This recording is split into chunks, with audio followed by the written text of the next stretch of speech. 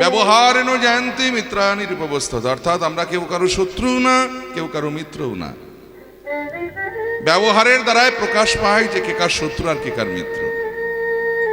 এই যে আমি পলাশ সরকার, যতদিন আপনাদের অচেনা ছিলাম, আপনারা আমাকে চিনতেন না, জানতেন না, তাহলে আমি আপনাদের শত্রু বা মিত্র কেউ হলাম কি? কিন্তু যখনই আমি আপনাদের চেনা হয়ে গেলাম, আমার মতের সঙ্গে আপনাদের মত মিলল মানে আমি আপনাদের মিত্র। আর যদি কোনো কারণে আমার মতের সঙ্গে আপনাদের মত না মিলে, তাহলেই আমি আপনাদের শত্রু। তাহলে কি সুন্দর কথা দেখুন, যে আমরা কেউ কারো শত্রু না, কেউ কারো মিত্রও না। ব্যবহারের দ্বারাই প্রকাশ পায় যে কে কার শত্রু আর কে কার মিত্র। শ্লোকটি যিনি লিখেছিলেন তিনি কাশীর একজন বিখ্যাত পণ্ডিত ছিলেন। ন্যায় দর্শন শাস্ত্রে যার অগাধ পাণ্ডিত্য ছিল, যাকে সরস্বতীর বরপুত্র বলা হতো, যার নাম ছিল প্রকাশানন্দ সরস্বতীপাদ মহাশয়। এই প্রকাশানন্দ সরস্বতীপাদ মহাশয়নি প্রথম অবস্থায় মহাপ্রভুকে দু চোখে দেখতে পারতেন না। মনে মনে চিন্তা করতেন, কে এই সন্ন্যাসী রে বাবা, সন্ন্যাসীর ধর্ম কেন এরকম হবে? সন্ন্যাসী তো দাঁড়ে দাঁড়ে ঘুরে ঘুরে দিব্যজ্ঞান ছড়িয়ে বেড়াবে, আর এই বেটা নবীন সন্ন্যাসী গলায় গেঁদা ফুলের মালা ঝুলিয়ে ওই মেয়ে ভোলানো সাথে যে রাস্তা দিয়ে দিনরাত হরে কৃষ্ণ করতে করতে যাচ্ছে, তুমি কেমন সন্ন্যাসী?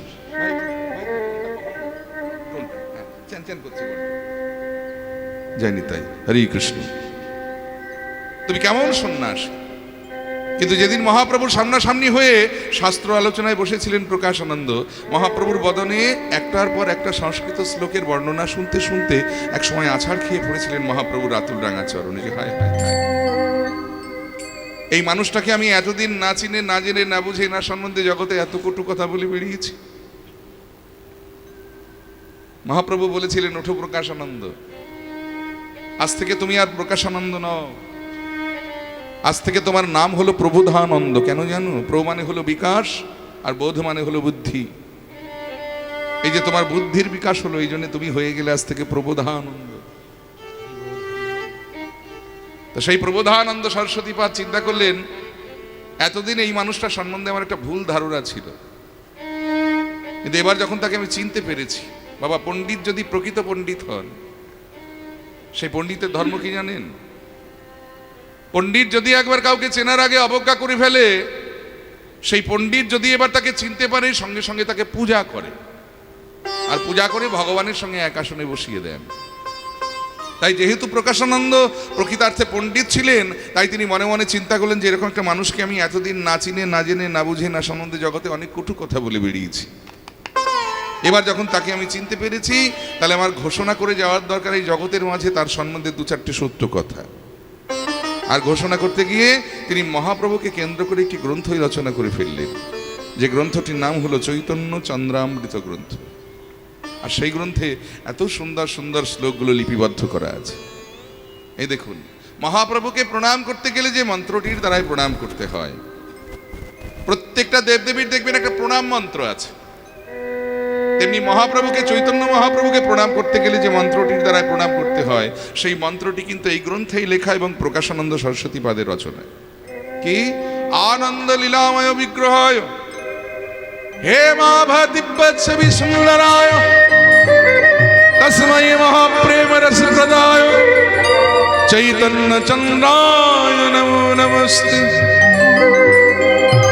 আনন্দ লীলাময় বিগ্রহ, অর্থাৎ তিনি আনন্দের লীলাময় বিগ্রহ। আনন্দ কাকে বলি আমরা? দেখবেন প্রাকৃত জগতে আমরা বিভিন্ন প্রকারের মানুষ, বিভিন্ন উপায়ে আমরা আনন্দ উপভোগ করে থাকি।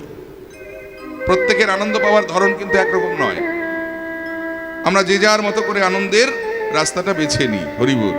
দেখবেন কেউ টিভি দেখে আনন্দ পায়, কেউ সিনেমা দেখে আনন্দ পায়, কেউ তাস খেলে আনন্দ পায়, কেউ মদ খেয়ে আনন্দ পায়। যার যার আনন্দ পাওয়ার ধরন আলাদা আলাদা। কিন্তু এগুলো কি প্রকৃত আনন্দ? প্রকৃত আনন্দের সংজ্ঞাটা কি জানেন?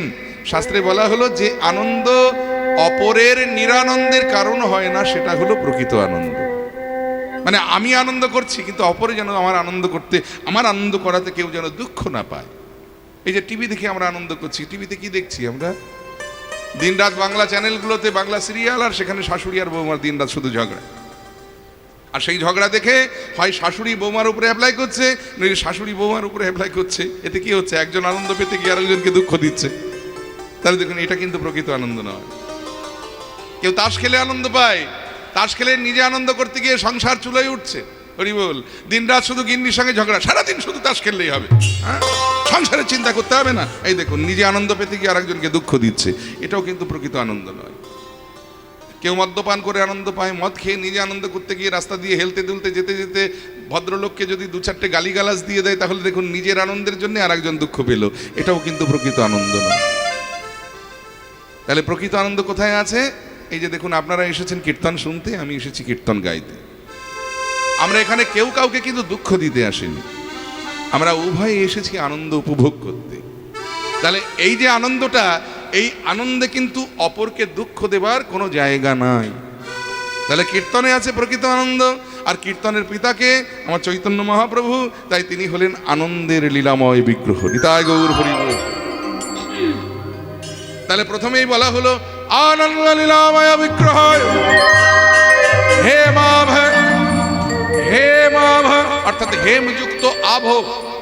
হেম মানে হলো সোনা, আভ মানে গায়ের বর্ণ। তার গায়ের রংটা কেমন? না সোনার মতো। তাহলে প্রথমে হলো তিনি আনন্দের লীলাময় বিগ্রহ, দ্বিতীয়ত হলো তার গায়ের রংটা সোনার মতো, আর তারপরে বলা হলো হে মাভ দিব্য ছবি। এখানে ছবি মানে কিন্তু ফটো নয়, এখানে ছবি শব্দের অর্থ হলো অবয়ব। অর্থাৎ তাকে দেখতে কেমন? না দিব্য পুরুষের মতো। এখন কথা হলো, তাকে সে আনন্দের লীলাময় বিগ্রহ, ভালো কথা। তার গায়ের রংটা সোনার মতো, সেটাও ভালো কথা। তাকে দেখতে দিব্য পুরুষের মতো, সেও না হয় মেনে নিলাম। কিন্তু প্রশ্ন হলো, আমরা তাকে প্রণাম করব কেন? প্রণাম পেতে গেলে তো একটা লিগ্যাল রিজন চাই। আমি কোন কারণে তাকে প্রণাম করবো? বলে কেন তিনি আনন্দের লীলাময় বিগ্রহ, বলে তাতে আমাদের কি যায় আসে? বলে কেন তার গায়ের রংটা সোনার মতো, বলে তাতে আমাদের কি যায় এলো? হতেই পারেন তিনি সোনার মতো তার গায়ের রং। বলে কেন তাকে দেখতে দিব্য পুরুষের মতো, বলে তার জন্য তো আমরা তাকে প্রণাম করতে যাব কেন? তিনি প্রণামটা কেন পাবেন আপামর জনগণের কাছে? এই বিশ্ববাসীর কাছে তিনি প্রণম্য কেন? বলে তার কারণটা কি জানেন? বলে কি না, তিনি আমাদের একটা মহামূল্যবান বস্তু দান করেছেন, যে দানটা ইতিপূর্বে কেউ কোনোদিন কাউকে কখনো দিতে পারেননি, সেটা তিনি আমাদেরকে এনে দিয়েছেন। সেটা কি না, তস্মৈ মহাপ্রেম রসপ্রদায়। মহাপ্রেম অনর্পিত চরিং চিরাত করুণাবতীর্ণ কলৌ সমর্পয়তু উন্নত উজ্জ্বল রসাং স্বভক্তি শ্রিয়া হরিপুরাট সুন্দর দ্রুতি কদম্ব সন্দীপিত সদা হৃদয় কন্দরে স্ফুরতু শচী নন্দন। তাহলে তিনি কি এনে দিয়েছেন না, স্বভক্তি। শব্দটা খুব ভালো করে অনুভব করতে হবে। দন্ত সর্বফলা সোয়া মানে হলো নিজের, অর্থাৎ নিজের সম্পদ। তার নিজের সম্পদ দেখবেন কেউ কাউকে সচরাচর দিতে চায় না, কি মা দেয় নাকি? আপনাদের লক্ষ লক্ষ টাকা থাকতে পারে, বিঘে বিঘে সম্পত্তি থাকতে পারে, দামি দামি গাড়ি থাকতে পারে, আপনি লোককে দান করে দেবেন? তেমনি ভগবান কৃষ্ণের একটা স্বভাব আছে, কি জানেন? শাস্ত্রে বলা হলো যে কৃষ্ণ যদি ফিরে কভু ভক্তি মুক্তি দিয়া, ভক্তি নয় ভক্তি, ভয় রস্যকার কয় তয় রস্যকার, ভক্তি মানে হলো ভোগ আর মুক্তি মানে হলো মোক্ষ। বলে কৃষ্ণ যদি ফিরে কভু ভক্তি মুক্তি দিয়া, প্রেম কভু নাহি দেন রাখেন লুকাই। কেউ যদি বলে প্রভু আমি সারা রাত জেগে তোমার কীর্তন শুনবো, তুমি শুধু কৃপা করে আমার একতলা বাড়িটাকে দোতলা করে দাও, ভগবান বললেন বাবা বাবা অল্পের উপর দিয়ে বেঁচে গেলাম রে বাবা, তো দোতলা নয় চারতলা করে দেবো, হলো। আবার কেউ যদি বলে প্রভু আমি সারা রাত জেগে তোমার কীর্তন শুনবো, তুমি শুধু আমার মেয়েটাকে ভালো জায়গায় বিয়ে দিয়ে দাও, ভগবান বললেন বেশ চিন্তা করিস না, তোর মেয়ের খুব ভালো জায়গায় বিয়ে দিয়ে দেবো। আবার কেউ যদি বলে প্রভু আমি সারা রাত জেগে তোমার কীর্তন শুনবো, তুমি শুধু কৃপা করে এই মায়ার সংসার থেকে আমাকে মুক্তি পাইয়ে দাও, ভগবান বলে আরে বাপ রে বাপ, আবার এটাও চাস? আচ্ছা বেশ, এটাও না হয় দিলাম। কিন্তু কেউ যদি বলে প্রভু আমি সারাটা জীবন তোমার নাম করব, তুমি শুধু কৃপা করে তোমার ওই প্রেম বস্তুটা একবার আমাকে দাও, ভগবান সঙ্গে সঙ্গে বলে দিলেন যে ওটি হবে না বাছা, ওটা আমি তোমায় দিতে পারবো না, কারণ ওটা আমার নিজের সম্পদ। আর ওটা আমি তুলে রেখে দিয়েছি আমার নিজের মানুষের জন্য। আমার নিজের মানুষ কারা? না যারা হলেন বৃন্দাবনের ব্রজ গোপীগণ, যারা সর্বস্ব পরিত্যাগ করে আমার সুখকে নিজের সুখ করেছে। আমি কেবলমাত্র আমার নিজের সম্পদটুকু আমি তাদের জন্য তুলে রেখে দিয়েছি, ওটা তোমাদের দিতে পারবো না। সেই ভগবান যখন গৌর হইলেন কলির জীবের মাঝে, যা এতদিন কেবলমাত্র কিশোরীর হৃদয় ভাণ্ডারে লুকানো ছিল, ইন্দ্রের বাঞ্ছিত ধন, ব্রহ্মার বাঞ্ছিত ধন, তিনি সেধে যেচে জীবের দ্বারে দ্বারে কৃপা করে দান করলেন। হরি বল। বলে এত মহামূল্যবান বস্তু যিনি আমাদেরকে দিয়েছেন। এতদিন ভারতীয় দর্শন শুধুমাত্র 4টি স্তম্ভের উপরে দাঁড়িয়েছিল, কি কি? ধর্ম, অর্থ, কাম, মোক্ষ। কিন্তু এই পঞ্চম পুরুষার্থ প্রেম, এই প্রেমের সন্ধান আমরা কেউ জানতাম না। এই প্রেম এনে দিয়েছিলেন আমার চৈতন্য মহাপ্রভু। তাই বললেন তস্मै মহাপ্রেম রস প্রদায়। এমন মহাপ্রেমে যিনি আমাদেরকে দান করেছেন, সেই চৈতন্য চন্দ্রায় নমো নমস্তে। সেই চৈতন্য মহাপ্রভুকে আমরা প্রণাম করি। নিতাই গৌর হরি বল। সেই চৈতন্য মহাপ্রভুর রাতুল রাঙা চরণে প্রণাম জানিয়ে আমরা আস্বাদন করছি আমাদের বর্তমান পরিবেশিত লীলা মহাপ্রভুরই এক ভক্তের কথা, যার নাম হলো দুঃখী কৃষ্ণদাস। জয় নিতাই। তাদের ভাব আছে তো গৌরচন্দ্রিকা, আগে একটু গৌর কথা আস্বাদন করে নেব, তারপরে ভক্তের কথা। জয় নিতাই। মহাজন লীলার এক পাশে দাঁড়িয়ে বললেন যে যদি গৌরাঙ্গ না হইতো কেমনে হইতো, কেমনে ধরিতাম দে। শ্রী রাধার মহিমা তব প্রেম সীমা জগতে জানিত কি। হরিবুল। শুধু তাই নয়, ওই মধুর বৃন্দা বিপিন মাধুরী প্রবেশ চাতুরী সার কিবা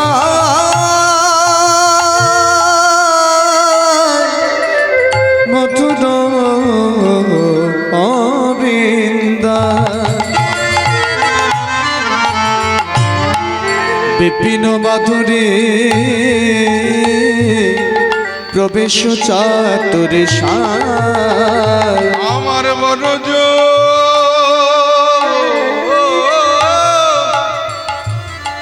যুবতী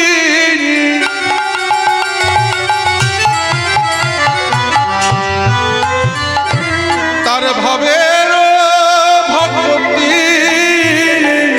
কিবা মনোজ যুবতী ভাবের ভক্তি বলো সকতি হইত কার গো, সকতি হইত কার। কিবা মনোজ যুবতী ভাবের ভক্তি সকতি হইত কার গো, সকতি হইত কার। গোপী প্রেমের কথা কে জানাতো, গোপী প্রেমের কথা কে জানাতো, যদি গৌর মনের না জানাতো।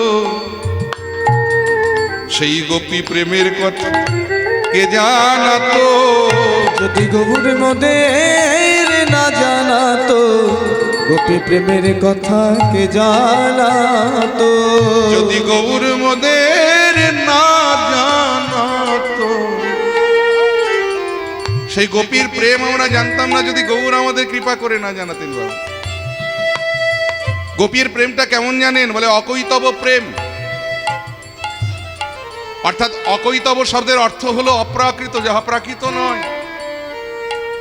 আর এই অকৈতব প্রেমের সংজ্ঞা দিলেন কবিরাজ গোস্বামী। বললেন যে অকৈতব কৃষ্ণ প্রেম যেন জম্বু নদ হেম। এই প্রেম নিলোকে না হয়, যদি হয় যোগ না হয় বিয়োগ, বিয়োগ হইলে কভু না জিয়। অর্থাৎ যাহা প্রাকৃত নয়। এ প্রেম যদি প্রাকৃত হবে তাহলে কেউ পারত নিজেদের চরণ ধুলো তুলে অনায়াসে ভগবানের মাথায় দিতে? গোপীরা দিয়েছিলেন না। যখন ভগবান দ্বারকায় রাজা হয়েছিলেন, একদিকে নারদকে শিক্ষা দিতে হবে, নারদের অহংকার চূর্ণ করতে হবে, অপরদিকে জগৎবাসীকে জানাতে হবে যে কেমন ভালোবাসলে আমার ভক্ত হওয়া যায়। তাই নারদকে শিক্ষা দেওয়ার জন্য ভগবান, নারদ যখন দ্বারকা নগরীতে প্রবেশ করেছে, ভগবান ছলনা করে নিজের মাথাটা ধরে চিৎকার করে নারদকে ডেকে বলে, নারদ বড্ড শিরোপীড়া হয়েছে, প্রাণে বোধহয় আর বাঁচবো না। বলে সে কি প্রভু? তুমি না বাজলে জগৎ সংসার চলবে কি করে? বাঁচার কোনো উপায় নাই? বলে আছে একটা উপায়, বড় দুর্লভ। বলে কি না, ভক্তের চরণ ধুলো এনে যদি আমার মাথায় দিতে পারো তাহলে আমি প্রাণে বেঁচে যেতে পারি। নারদ বলে আর এমন বেশি কথা কি, আমি যাবো আর আসবো, এক্ষুনি নিয়ে আসবো। বলে প্রথমে নারদ গেলেন ব্রহ্মলোকে। চতুর্মুখী ব্রহ্মা দিন রাত ভগবানের নাম করছে চতুর্মুখে। নারদ গিয়ে বললেন, পরম পিতা, ভগবানের বড্ড শিরোপীড়া হয়েছে। সে বললেন, ভক্তের চরণ ধুলো তার মাথায় না দিলে নাকি সে প্রাণে বাঁচবে না। তা তুমি তো ভগবানের খুব বড় ভক্ত, দিন রাত চতুর্মুখে ভগবানের নাম করছো, তা তোমার কাছে এসেছি, তুমি দেবে একটু চরণের ধুলো ভগবানের মাথায় দেব। ব্রহ্মা বলে, তুমি খেপেছো নাকি নারদ? একে পাপে পাপে জর্জরিত দেহ, তারপরে যদি এ কাজ করি আমার নরকে উঠাই হবে না। তুমি অন্য কোথাও যাও, আমার কাছে হবে না। নারদ গেলেন কৈলাসে। কৈলাসে গিয়ে ভোলানাথ পঞ্চমুখী, সেখানে ভগবানের দিনরাত নাম করছে। ভোলানাথকে বললেন যে এরকম ভগবানের শিরোপীড়া হয়েছে, ভক্তের চরণ ধুলো তার মাথায় না দিলে সে প্রাণে বাঁচবে না, তুমি দেবে একটু? তুমি তো মহাবৈষ্ণব। ভোলানাথ বললেন, না নারদ, আমার পক্ষে সম্ভব না, তুমি অন্য কোথাও দেখো। স্বর্গ মর্ত পাতাল ত্রিভুবন ঘুরে সবার শেষে খালি হাতে যখন দ্বারকায় প্রবেশ করেছে নারদ, ভগবান তো অন্তর্যামী, তিনি তো সব জানেন। মনে মনে ভগবান হাসছেন আর মুখে বললেন, নারদ পেলে ভক্তের চরণ ধুলো? নারদ বললেন, না প্রভু, কত বড় বড় ভক্তের কাছে গেলাম, কেউ চতুর্মুখে কেউ পঞ্চমুখে তোমার নাম করছে। সবাই বললেন এই কাজ করলে নাকি তাদের নরকে উঠাই হবে না, তাই তো খালি হাতে ফিরে এসেছে। কেউ দিল না এক ফোঁটা চরণের ধুলো। ভগবান মনে মনে মনে বললেন, নারদ তুমিও তো খুব অহংকার করে বলো যে তুমি আমার খুব বড় ভক্ত, কই তুমি তো দিলে না চরণের ধুলো, তাহলে নরকের ভয় তোমারও আছে নারদ? মুখে বললেন, কোথায় কোথায় গিয়েছিলে? বলে কেন, স্বর্গ মর্ত পাতাল ত্রিভুবন ঘুরে এসেছি। বলে বৃন্দাবনে গিয়েছিলে? বলে ওই একটা জায়গা বাদ রেখেছি। বলে এত জায়গায় গেলে কিন্তু বৃন্দাবনটা ছেড়ে দিলে কেন? আসলে ভাবলাম এত বড় বড় ভক্ত, তারাই কেউ দিল না। আর বৃন্দাবনে বাস করে যত সব অশিক্ষিত গেও গোয়ালিনীর দল, ওরা কি আর দেবে প্রভু? ভগবান বলেন, একবার গিয়ে দেখো না ওই অশিক্ষিত গেও গোয়ালিনীরা কি বলে। নারদ বললেন, বেশ তুমি যখন বলছো যাচ্ছি বটে, তবে মনে হয় না কোনো কাজ হবে। নারদ এলেন বৃন্দাবনে। নারায়ণ নারায়ণ ধ্বনি করে যেমনই দাঁড়ালেন, গোপীরা যে যেখানে ছিল, যে যে অবস্থায় ছিল, তারা সেই অবস্থাতেই নারদকে ঘিরে দাঁড়িয়ে তারা সবাই মিলে একটাই প্রশ্ন নারদকে করলেন, নারদ তুমি কি দ্বারকা থেকে আসছো? হরিবল হরিবল। দ্বারকার সংবাদ কিছু জানো? বলতে পারো গোবিন্দ কেমন আছে? নারদ বললেন, না গো ব্রজ গোপী, গোবিন্দ ভালো নাই, তার বড্ড শিরোপীড়া হয়েছে। সে বলল ভক্তের চরণ ধুলো তার মাথায় না দিলে নাকি সে প্রাণে বাঁচবে না। স্বর্গ মর্ত পাতাল ত্রিভুবন ঘুরে এলাম, কত বড় বড় ভক্ত, কেউ চতুর্মুখে কেউ পঞ্চমুখে ভগবানের নাম করছে। সবাই বলল যে এই কাজ করলে তাদের নাকি নরকে উঠাই হবে না, তাই অবশেষে তোমাদের কাছে এসেছি, তোমরা দেবে ভগবানের জন্য চরণের ধুলো? গোপীরা বললেন, নারদ তুমি ঠিক জানো তো, তুমি সঠিক জানো তো যে ভক্তের চরণ ধুলো তার মাথায় দিলে তার কুশল হবে? বলে হ্যাঁ গো, ভগবান নিজের মুখে বলেছেন। তাহলে তুমি দেরি করছো কেন নারদ? তুমি কি এনেছো তাড়াতাড়ি পাতো, যত ধুলো লাগে তুমি নিয়ে যাও, তবু আমাদের গোবিন্দকে বাঁচাও। নারদার পাদবে কি, তার গায়ে ছিল কৃষ্ণ নাম লেখা নামাবলী, সেই নামাবলী খানি পেতে দিয়েছে। আর ব্রজগোপীরা চরণে ধুলো মাখিয়ে মাখিয়ে ওই নামাবলীর উপরে ঝেড়ে ঝেড়ে দিয়েছে। ধুলো দেওয়া হয়ে গেলে নারদ উঠে দাঁড়িয়ে গোপীদের একটা প্রশ্ন করে বলে, গোপী তোমাদের একটা কথা বলি। বলে হ্যাঁ বলো। তোমরা একবারও ভেবে দেখেছো কত বড় অপরাধ করলে আজকে? চরণের ধুলো দিলে কার জন্য? না ভগবানের জন্য। দিলে কোথায়? থাকবে কোথায়? ভগবানের মাথায়। দিলে কিসের উপরে? ওই ভগবানেরই নাম লেখা নামাবলীর উপর। তোমাদের পাপবোধ হলো না? তোমরা কি জানো এই কারণে তোমাদের নরকে উঠাই হবে না?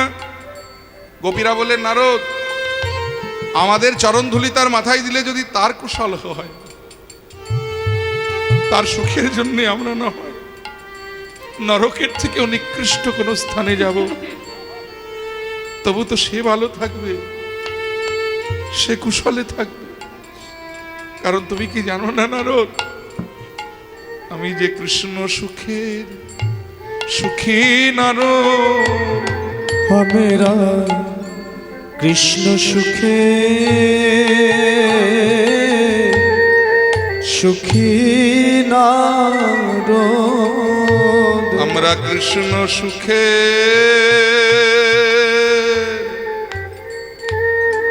সুখী নারদ। আমরা কৃষ্ণ সুখে সুখে নর তার সুখী বিনা আমরা আনে জানি না। আমরা যে কৃষ্ণ সুখী সুখী নারদ, তার সুখী বিনা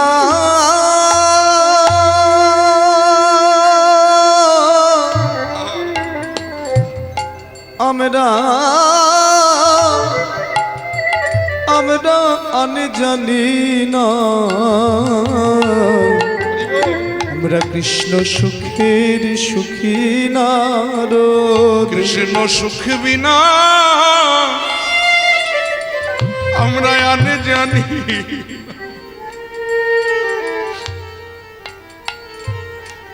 আমরা কৃষ্ণ সুখের সুখী নারদ। তার সুখ বিনা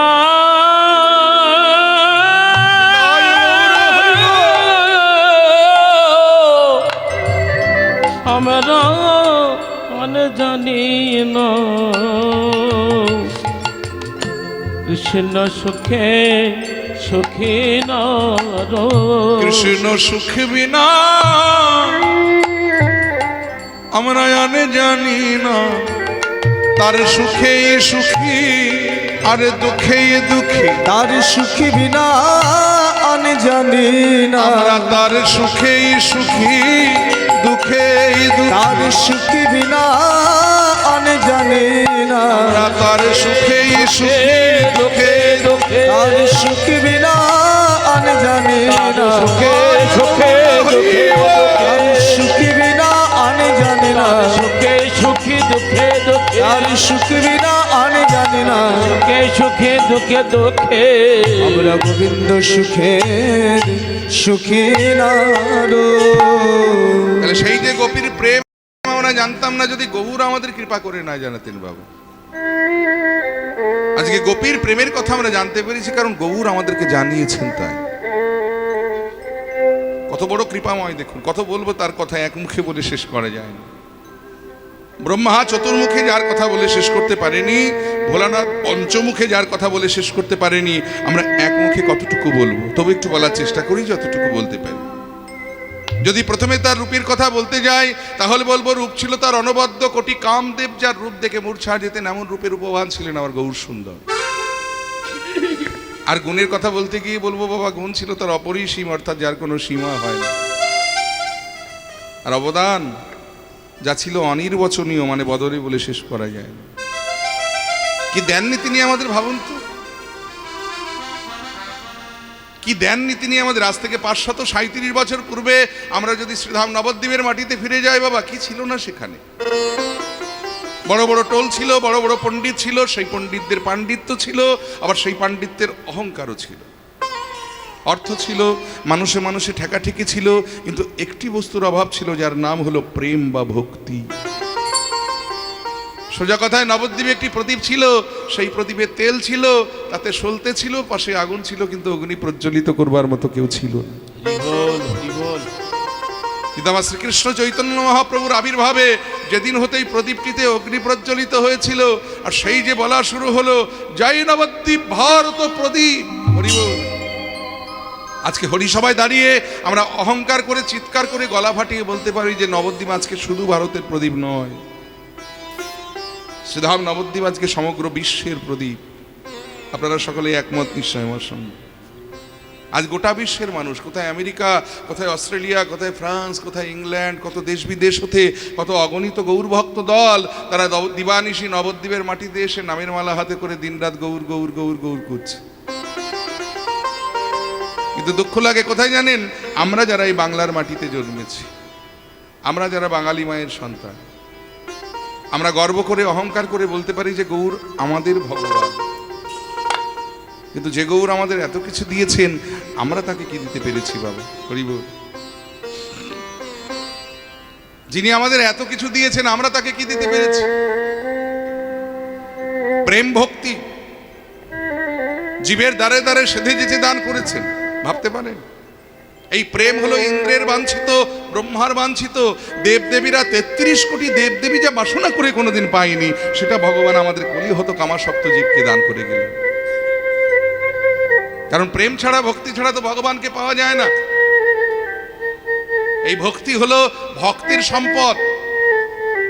ভক্তি কিন্তু জন্মায় ভগবানের শ্রীপাদ পদ্মে, কিন্তু ভগবান সেই ভক্তির আস্বাদন করতে পারেন না। আস্বাদন করে কে? ভক্ত। যেমন দেখবেন পদ্মে মধু হয়, পদ্ম কিন্তু মধু আস্বাদন করে না, আস্বাদন করে কে? ভ্রমর। তেমনি ভগবানের শ্রীপাদ পদ্মে ভক্তি জন্মায় বটে, আস্বাদন করে ভক্ত ভ্রমর। হরি বল। এই ভক্তি হলো ভক্তের সম্পদ। যে সম্পদ আমার গৌর ভগবান, তিনি ভগবান হয়েও নিজে ভক্ত সেজে জীবের দ্বারে দ্বারে দান করেছে। আহা, কারণ ভক্তি যার কৃষ্ণ তার, সর্বশাস্ত্রে কয় ভক্তি না থাকিলে কৃষ্ণ দেখিলে কে বাহা। সেই ভক্তি তিনি আমাদেরকে দিলেন, সেই প্রেম তিনি আমাদেরকে দিলেন। এত বড় কৃপাময় তিনি, তার কথা এক মুখে বলে শেষ করা যায়? তাই তো মহাজন লীলার এক পাশে দাঁড়িয়ে বললেন, গাও গাও পুন গৌরাঙ্গ গুণ, গাও গাও পুন গৌরাঙ্গ গুণ, গাও গাও পুন গৌরাঙ্গ, ওই গাও গাও পুন গৌরাঙ্গ গুণ, সরল করিয়া ওই গাও গাও পুন গৌরাঙ্গ গুণ, সরল করিয়া এহেন দয়া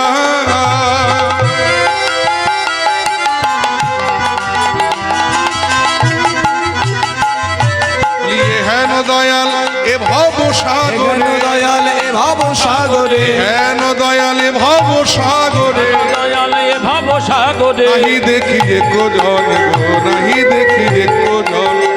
হেন দয়াল এ ভাব সাগরে, নাহি দেখি একজন গো, নাহি দেখি একজন। আমরা এমন দয়াল আর দেখি না, এমন দয়াল আর দেখি না, এমন দয়াল আর দেখি না। এমন দয়াল আর দেখি না, এজন সেধে যেছে নাম প্রেম বিলায়, এমন দয়াল আর দেখি না। যেছে নাম প্রেম মিলায়, নাম লহ প্রেম লহ বলে, যেছে নাম প্রেম মিলায়, আমি লাহ প্রেম লাহ বলে, যেছে নাম প্রেম মিলায়, আমি লাহ প্রেম লাহ বলে। এমন দয়াল আর দেখি না। আমি গৌরাঙ্গ বলিয়া নাগেনু গলিয়া, নাগিনু গলিয়া কেমনে ধরিলাম দে, কেমনে ধরিলাম দে, অসুর হিয়া পাশান দিয়া, বিধি কেমনে গড়িয়াছে, বিধি কেমনে গড়িয়াছে, কেমনে গড়েছে গো, ও পাষাণ হিয়া কেমনে গড়েছে গো, পাষাণ দিয়া কেমনে গড়েছে গো, ও পাষাণ হিয়া কেমনে গড়েছে, ও পাষাণ হিয়া কেমনে গড়েছে গো, ও কেমনে গড়েছে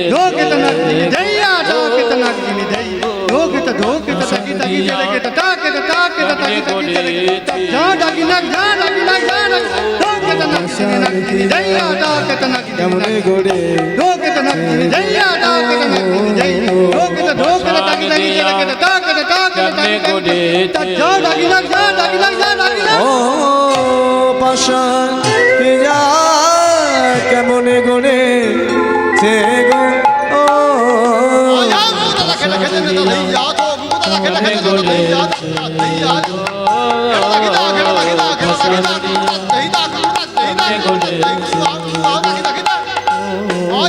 পাষাণ দিয়া কেমনে গড়েছে গো পাষাণ দিয়া কেমনে গড়েছে গো পাষাণ দিয়া কেমনে গড়েছে গো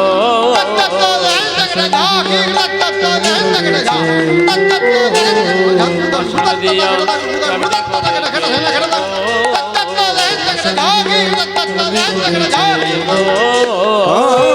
পাষাণ আহা কেমনে গড়েছে গো পাষাণ দিয়া জয় গৌর হরি বল উলধ্বনি জয়ধ্বনি দিয়া হরি বল। গড়েছে গো পাষাণ দিয়া কেমনে গড়েছে গো পাষাণ দিয়া কেমনে গড়েছে গো